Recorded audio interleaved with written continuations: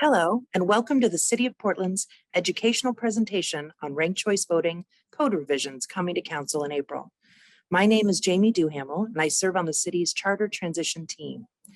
During this presentation, we will inform you about how ranked choice voting works, and then explain how ranked choice voting will lead to changes in our local election system. We encourage you to watch the entire presentation and then visit our website to complete a survey, so we can use your feedback to inform our future education efforts, but also to help inform the code revision proposals the Council will be considering. So let's get started. In November 2022, Portland voters overwhelmingly passed ballot measure 26-228, changing Portland's government. The voter-approved charter amendments include electing all city leaders using ranked choice voting. Ranked choice voting is a voting method that allows voters to rank candidates in their order of preference. Currently, Portland voters can only pick one candidate when they vote for elected leaders. Using ranked choice voting, if the voter's top choice doesn't win, there are other candidates the voter's vote can count towards. So, if the top choice is eliminated, the vote would count for the next choice candidate. This reduces the number of wasted votes, since voters can see their vote counted for another candidate of their choice. Ranked choice voting can be used in races to elect one winner or multiple winners. When electing a single candidate for office, such as for our mayor and auditor, ranked choice voting is known as instant runoff voting. When electing multiple winners for office, such as our soon-to-be districted city councilors, it is known as single transferable vote. In either case, how the ballot appears to voters and how voters mark their ballot is mostly the same. In addition, ranked choice voting will eliminate the need for May primaries for city elections. Eliminating primaries will help ensure that more Portlanders can elect councilors during one election with higher voter turnout. Before we get into the details of ranked choice voting, I want to remind folks about some of the desired outcomes and values behind why the Charter Commission proposed ranked choice voting. First, they wanted a participatory and growing democracy with more voices being heard in elections. This includes electing candidates when most people are likely to be voting, like in general elections, instead of primaries, allowing voters to use their ballot to the fullest. Second, they wanted to give voters more choice and satisfaction in the voting process by increasing their freedom to express their preferences and to vote for all the candidates they believe in. They also wanted to promote more civil, issue-oriented campaigns and decrease the incentive for negative campaigning. And finally, they wanted to create a more reflective city council that better represented the will of the voters and the views of their communities. Ranked choice voting is a system that enables us to move closer to all of these outcomes. So, how are we going to get there? The city charter requires that ranked choice voting be used beginning in the November 2024 election. This election will choose an entirely new elected body, including the mayor, auditor, and all 12 districted city councilors. The city is working in partnership with Multnomah County, who administers our elections, to ensure its timely implementation. We are also working with the National Ranked Choice Voting Resource Center and meeting with other jurisdictions that have implemented ranked choice voting. The city released draft revisions to its election code, including new language to govern our ranked choice voting. We are now collecting input on the policy choices in the code and on people's voter education needs. All of the public input will be analyzed and shared with City Council.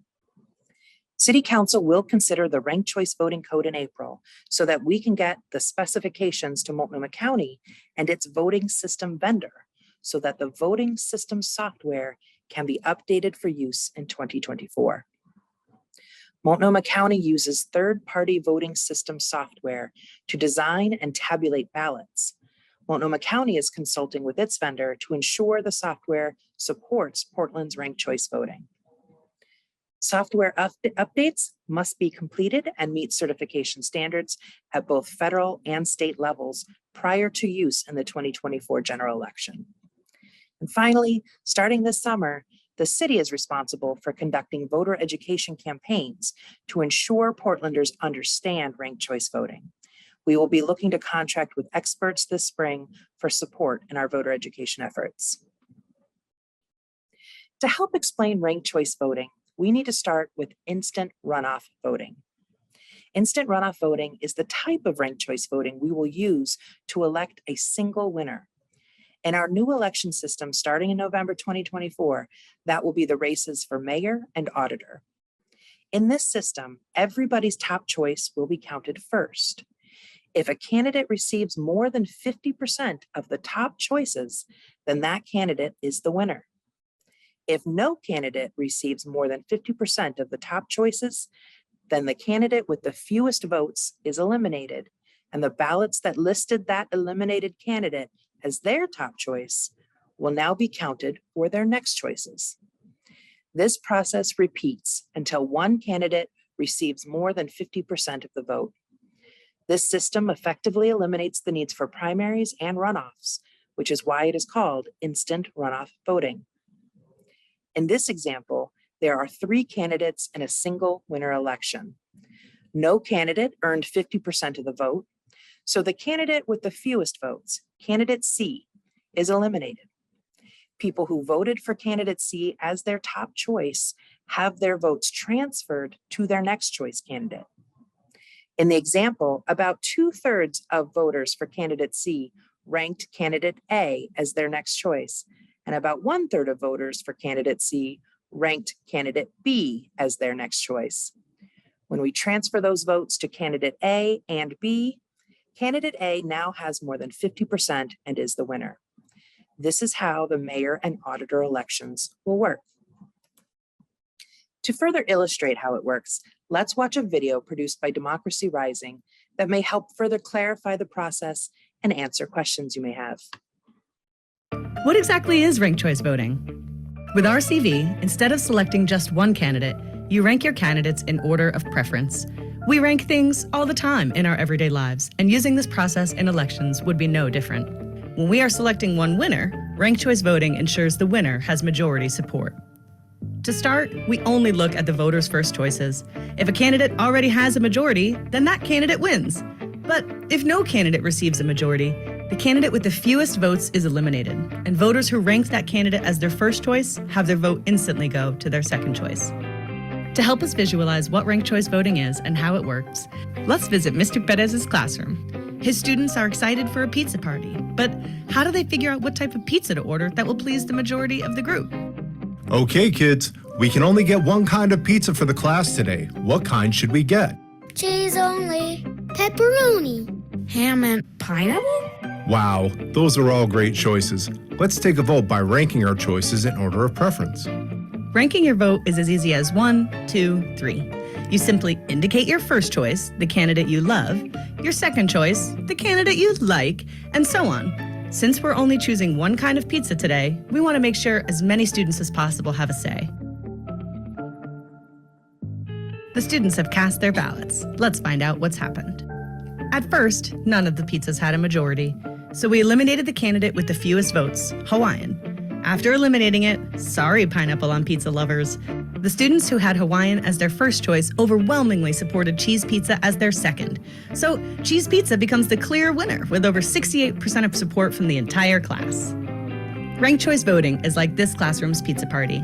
It allows you to vote your conscience without having to worry about wasting your vote or losing your voice, giving voters more choice and You may have noticed that the ballot used in the video does not look like ballots we have used here in Portland. The ballot you see on your screen now is a ranked choice voting ballot from San Francisco and a good example of what you might see in our local elections moving forward. Just like you saw in the video, candidates are in rows and rankings are in columns. This is often called a grid-style ballot. The National Ranked Choice Voting Resource Center, which has been supporting the city and county on the ranked choice voting code revisions, worked with the Center for Civic Design to hold focus groups and interview voters to determine best practices for ballot design in ranked choice voting elections. They found that the grid-style ballot is generally the best design and is used in most jurisdictions, taking up less space and allowing for more rankings. With this style ballot, voters can use as many or as few of the rankings as they want. If voters only want to rank one candidate, then they can do that. But if they rank multiple candidates and their highest ranked candidate is eliminated, their vote will transfer to their next ranked candidate. Research suggests that in a city like Portland, the average voter will use more than 5 rankings. Beyond 8, and the grid of rankings is hard to fit on the ballot, contributing to increased voter error.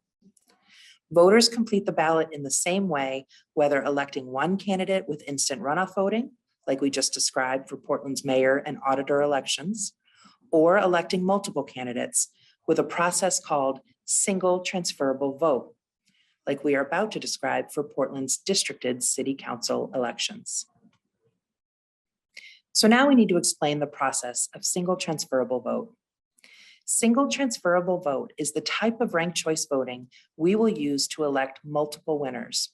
In our new election system, starting in November 2024, that will be our districted races for city councilors. As a reminder, the voter-approved charter amendments include 4 new geographic districts, with each district electing 3 city councilors. In the single transferable voting, you will still rank each candidate in order of your preference. But in what order those rankings get counted is a little different from instant runoff voting. Instead of more than 50% of the vote, candidates only need more than 25% of the vote because there are 3 seats. This is called a threshold. In this example of a 3-seat election, only candidate A has enough votes to win outright, and in fact has a surplus of votes over the threshold. The ballots that elected candidate A will be transferred to other candidates. They don't count as a full vote anymore because those ballots already elected candidate A. Instead, they get assigned a transfer value that is based on how many votes above the threshold candidate A got. Or in other words, the volume of candidate A's surplus votes. This means that if your top choice is a very popular candidate with enough support to win outright, a portion of your ballot will elect that candidate, and a portion of your ballot will count as a vote towards your next highest ranked candidate. In this example, after the first transfer round, no other candidate has reached the threshold. Therefore, the candidate with the least amount of votes will be eliminated, and the next choices on those ballots will be counted. After the second transfer round, candidate B has a surplus of votes above the threshold. A portion of candidate B's votes will now be applied to the next choice on those ballots.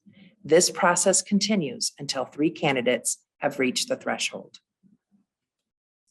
Let's watch another video from Democracy Rising to help further clarify the process and answer any questions you may have. Welcome to Ranked Choice Voting 2.0. We first visited Mr. Perez's classroom when the students were choosing one kind of pizza to enjoy for a party to learn how ranked choice voting works. But what happens if we're able to choose more than one kind of pizza? Or in the real world, what if ranked choice voting were being used for an election where more than one person could be elected for a seat? Let's visit Mr. Perez's classroom again. But instead of only being able to select one kind of pizza for the party, students will get to choose 3 different kinds. Combo! Pepperoni! Ham and pineapple? Veggie! Cheese only! Ranking your vote is as easy as 1, 2, 3. You simply indicate your first choice, the candidate you love, your second choice, the candidate you like, and so on. Ranked choice voting assures that community groups have representation in proportion to their share of the vote. A majority will still elect a majority of the representatives. But RCV ensures that folks who aren't in the majority are also able to have their fair share of representation.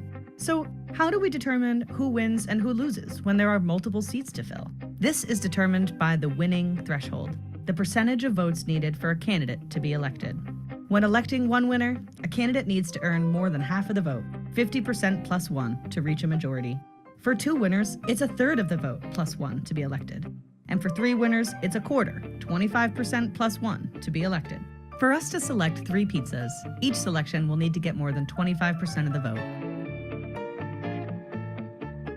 And the votes are in. Pepperoni pizza was overwhelmingly chosen with 39% of the vote, over the required 25% threshold. If a voter's first choice candidate is elected and has a surplus of votes that they needed to win, that voter has a portion of their vote count for the next person ranked on their ballot. So each voter who had pepperoni as their first choice would have a portion of that vote go to their second choice. 18 of pepperoni voters ranked cheese pizzas at their second choice. So when a portion of those votes go to cheese, it pushes cheese over the threshold and is selected. Now we need to find our third winner. Since no other candidate has reached the threshold, we eliminate the candidate with the fewest votes. Voters who selected combo have their vote instantly go to their next choice. Now, veggie pizza is over the threshold, and we have chosen all 3 pizzas. We have our winners: pepperoni, cheese, and veggie pizza. Ranked choice voting is like this classroom's pizza party.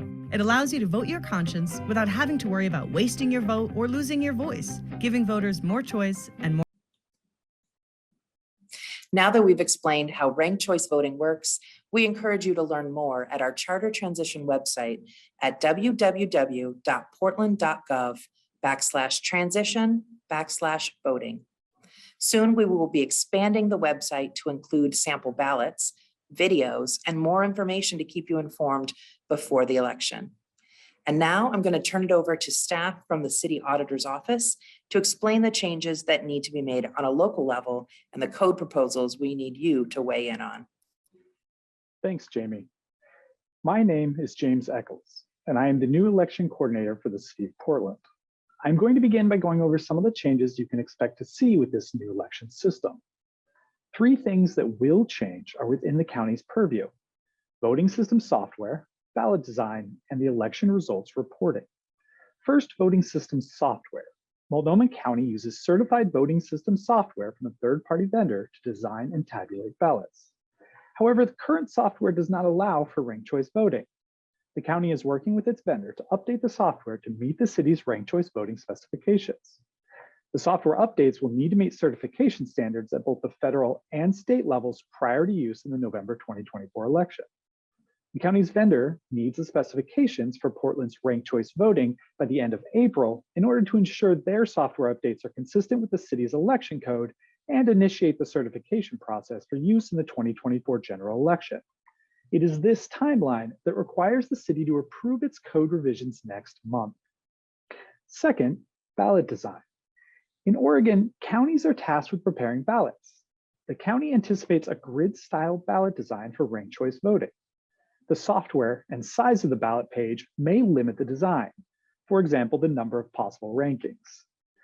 Third, election results reporting. The county publishes unofficial results and updates beginning on election night and will continue to be responsible for this. However, the ranked choice voting requires tabulation of all vote data from the 3 counties where City of Portland voters reside: Multnomah, Clackamas, and Washington. Multnomah County is coordinating not only with the city, but also with Washington and Clackamas counties and the Secretary of State's office on how results will be tabulated and reported. Now, 3 additional changes are within the purview of the city. First, primary elections. There will no longer be primary elections for city offices to narrow down candidates in May. Portlanders will vote for all of their elected officials in November's general election using ranked choice voting. Without a primary, the second change will be to deadlines for candidates filing to run, but otherwise the candidate filing and certification process should remain the same. Finally, special elections. Currently, special elections can be called to fill a vacancy, an example being the special election to fill Commissioner Fish's seat on City Council. Under the charter amendments, a vacancy will be filled by the remaining council members holding a vote. Special elections can still be called for ballot measures, they just won't happen for candidate elections. As mentioned earlier, the city is on a tight timeline to adopt the changes to its elections code, which includes the ranked choice voting provisions. City Council will have its first and second reading of the code on April 12th and 19th, respectively. We released the draft code for public input in early March. To develop the draft code, the city has been collaborating closely with Multnomah County. The county itself must implement ranked choice voting for county offices no later than the November 2026 general election. And we wanted to keep the code as simple as possible and consistent with the county. The city and county have received expert advice from the National Ranked Choice Voting Resource Center on this draft code. Multnomah County has also been in conversations with Washington and Clackamas counties, which include Portland voters. And both the city and county have been in conversations with the Oregon Secretary of State's office that oversees all elections. We will now discuss the policy choices in the code revisions. The first proposed policy is how many candidates should voters be able to rank? The voter-approved charter states that voters should be able to rank candidates, but does not explicitly state how many rankings should be available. As mentioned earlier, beyond 8 rankings, the grid of rankings becomes hard to fit on the ballot page, contributing to increased voter error. Our national experts, the Ranked Choice Voting Resource Center, have advised us that best practice allows 5 to 8 ranking options, with more than 5 rankings being what voters currently using ranked choice voting prefer. Based on these considerations, we are proposing that voters will be allowed to rank up to 8 candidates per contest. The second proposed policy is how should skipped rankings be managed?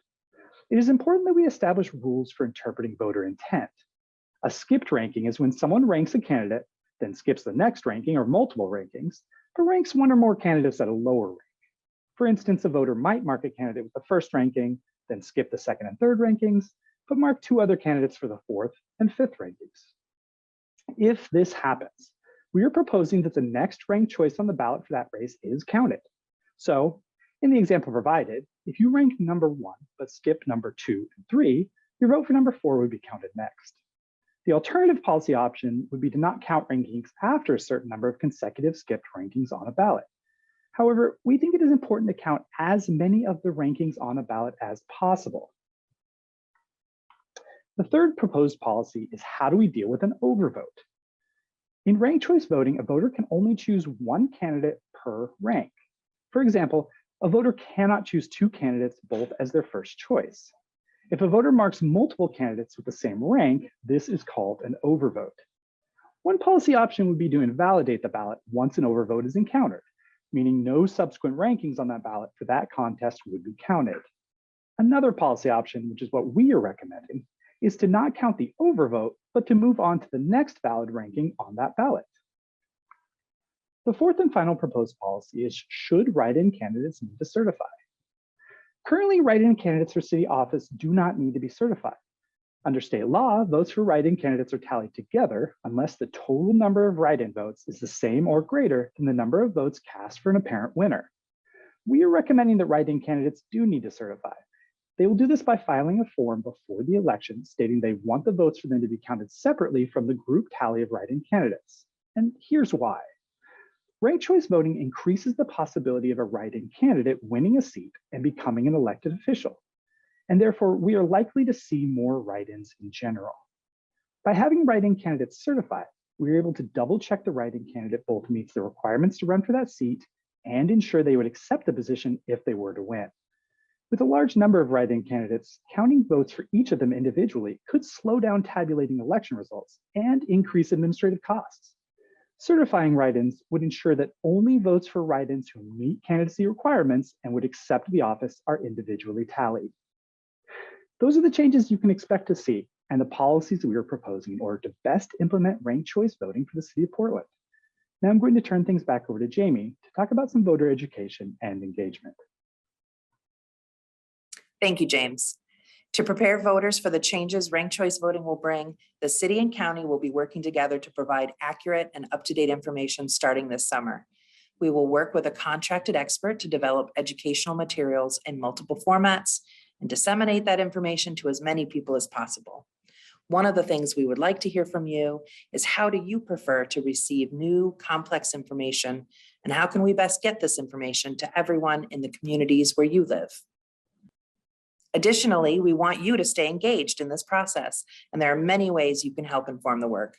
You can submit written comment by email or comment form on the city's transition website. There's a copy of this presentation and a survey with questions online that we encourage you to share with your networks. You can submit written testimony to City Council as they consider the code revisions before April 12th, or you can attend the council hearing in person and provide verbal testimony on April 12th. You can also sign up for monthly email updates about the transition. The transition email is at the bottom of the slide, and we hope you stay engaged in the process and help shape our city. Thank you for listening to our presentation. Feel free to watch again or share with your friends and family. We will be collecting feedback with this survey until March 21st. We appreciate your thoughts and look forward to future opportunities to talk with you again. Thank you.